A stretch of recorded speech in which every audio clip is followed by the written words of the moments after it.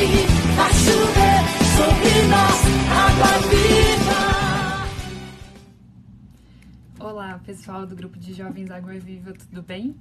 Eu sou a Letícia, assessora do grupo de jovens, e hoje eu vim contar para vocês, como a gente está no mês dedicado a Maria, o mês das mães, eu vim trazer um título que talvez nem todo mundo conheça, de Nossa Senhora, mas que eu tenho muito carinho, muito amor mesmo.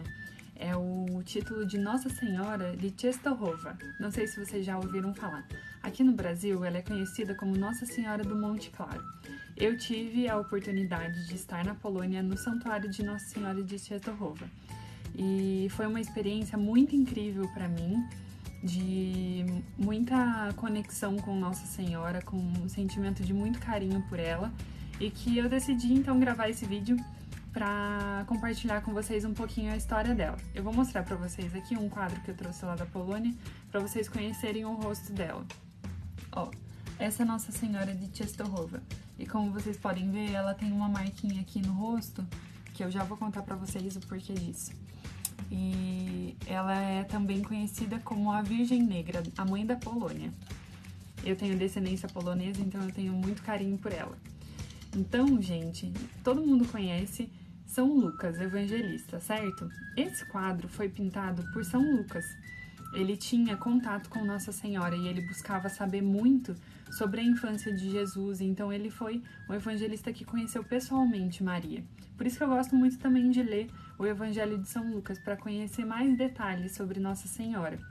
Então, para quem está buscando conhecer mais, ter uma intimidade maior com Maria, sugiro que leia o Evangelho de São Lucas, certo? Então, teve uma vez que São Lucas se encontrou com Nossa Senhora em Jerusalém e decidiu pintar o rosto dela.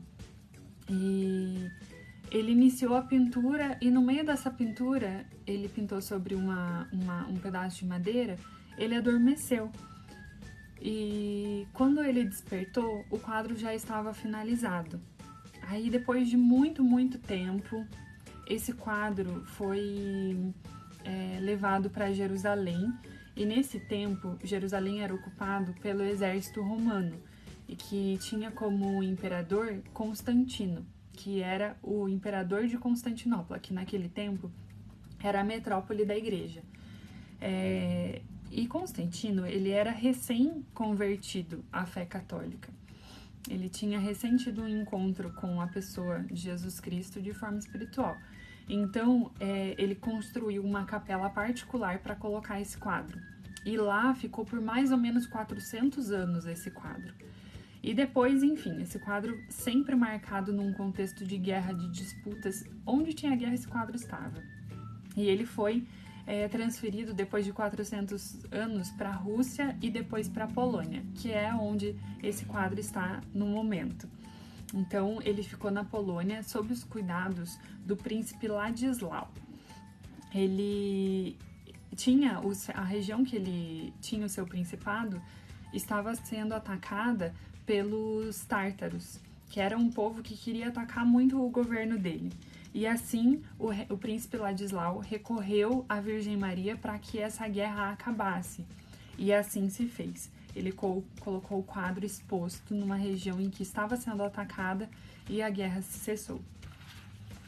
Depois, ele foi levado, ainda dentro da região da Polônia, para um lugar chamado Jasna-Góra. Jasna-Góra quer dizer Monte Claro. E realmente é um monte, eu estive nesse lugar.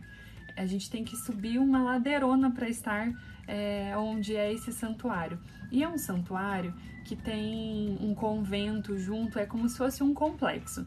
Então, tem um local específico em que está esse quadro e que as pessoas vão lá para fazer os seus pedidos. É um local de muita devoção. As pessoas, assim como aqui no Brasil a gente vai para Aparecida, na Polônia é esse lugar, Jasna-Góra. E esse convento, esse complexo, foi construído em 1382 e ficou sob os cuidados de uns frades. E as pessoas vão até hoje nesse local, assim como iam na época, fazer os seus pedidos de curas, fazer os seus agradecimentos à Nossa Senhora e colocavam como oferta joias e bens preciosos. E daí alguns ladrões, alguns malfeitores, viram que esse era um local que eles podiam assaltar, porque tinham muitas riquezas. Então, eles planejaram um ataque a esse local. E foram lá, enfim, invadiram esse espaço e roubaram as joias, roubaram todos os bens preciosos que as pessoas tinham ofertado a Nossa Senhora. E decidiram roubar o quadro também. Mas no meio do caminho, eles acharam que ia ficar muito na vista se eles levassem o quadro também.